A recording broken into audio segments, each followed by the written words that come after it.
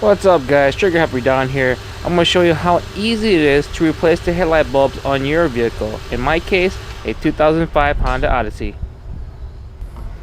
Alright, so you guys are going to need the replacement headlight bulbs. These are the bulbs that I got for this car.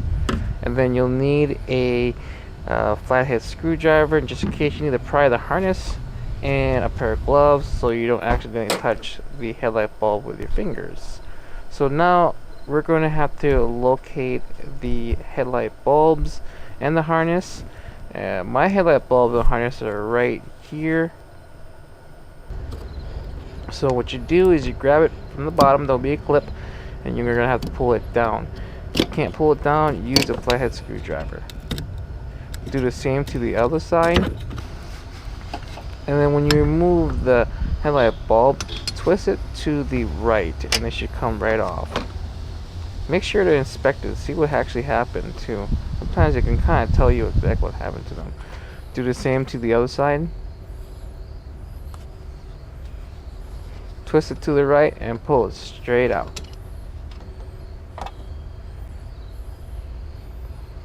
As you can see from this headlight bulb, it's kind of a foggy, kind of hazy look to it.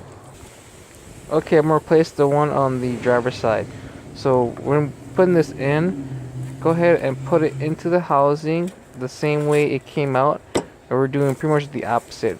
Putting it in until it clicks, pushing the harness in, and you'll hear a clicking sound. That's how you know when it's properly in. Do the same to the other side. Go ahead and start it up and test it. If you guys have any questions, just go ahead and comment down below. Don't forget to subscribe. Thank you for watching.